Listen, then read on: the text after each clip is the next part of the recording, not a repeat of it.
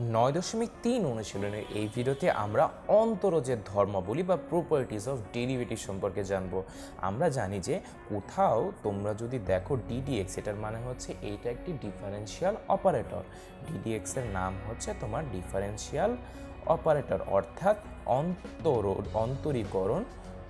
অন্তরীকরণ operator. আচ্ছা, differential অপারেটরের কাজ কি?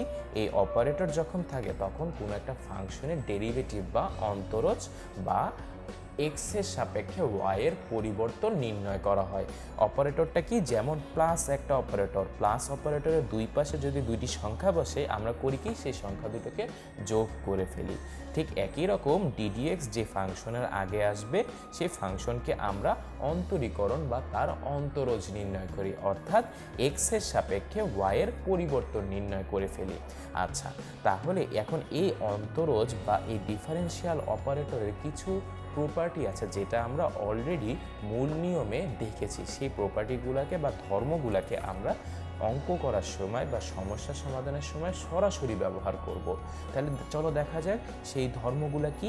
সেই ধর্মগুলো হচ্ছে যে যদি তোমার কোথাও থাকে যে ডিডিএক্স অফ একটা constant into F of x, অর্থাৎ যদি তোমার উত্তর যদি থাকে কোথাও অঙ্কে ডিডিএক্স অফ 2 সাইন এক্স, তাহলে এখন দেখো এটার উত্তরটা কি হবে? এটার উত্তর হবে 2 বা সেই কনস্ট্যান্টটা তোমার ডেরিভেটিভ সাইনের বা ডিফারেন্সিয়াল অপারেটরের বাইরে চলে আসবে, অর্থাৎ এটাকে লেখা যাবে তোমার 2 into ddx of sine x. তাহলে এখন আমরা জানি সাইন এক্স এর ডিফারেন্সিয়েশন কত? সাইন এক্স এর ডিফারেন্সিয়েশন বা ডেরিভেটিভ হচ্ছে কজ এক্স। তাহলে খুব সহজেই লিখে ফেলতে পারি 2 কজ এক্স এভাবে। অর্থাৎ তোমার যদি ফাংশনের আগে কোনো কনস্ট্যান্ট গুণ থাকে সেই কনস্ট্যান্টটা ডিফারেন্সিয়েশন বা ডেরিভেটিভ সাইনের বাইরে চলে আসবে। এইটা একটা ধর্ম।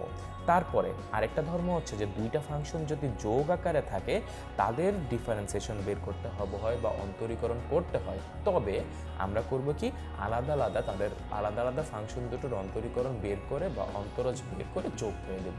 মাঝখানে যোগ থাকলে যোগ আর বিয়োগ থাকলে বিয়োগ হয়ে যাবে।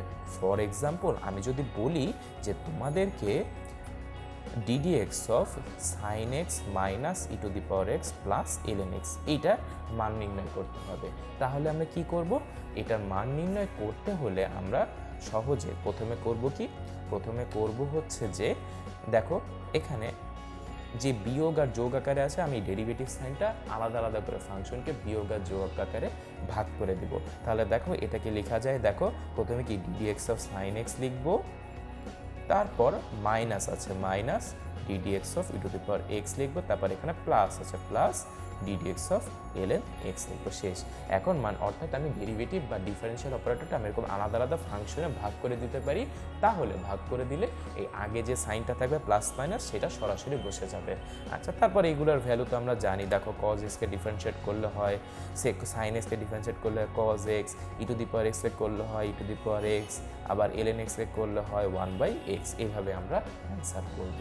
এভাবে খুব সহজে আমরা যদি দেখি যে ফাংশনের আগে একটা কনস্ট্যান্ট গুণ আছে তাহলে কনস্ট্যান্টকে বাইরে নিয়ে আসবো ডিফারেন্সিয়েশনে, অথবা যদি যোগ বা বিয়োগ আকারে দুটো ফাংশন থাকে তখন আমি আলাদা করে সেই ফাংশনগুলোর ডেরিভেটিভ বের করে যোগ বা বিয়োগ যে অনুসারে আছে সেই অনুসারে ক্যালকুলেশন করে ভ্যালু বসিয়ে দেব। এইটা হচ্ছে আমার অন্তরজের তিনটা খুবই গুরুত্বপূর্ণ ধর্ম। এই ধর্ম এবং গত দুটি ভিডিওতে যে সূত্রগুলো আমরা দেখিয়েছি এই তিনটা ভিডিও তোমার দরকার হলে বারবার তোমরা দেখবে, কারণ এই তিনটা ভিডিওর সাহায্যে আমরা সামনে অন্তরীকরণের যত সমস্যা আসবে সবগুলোই সমাধান করব।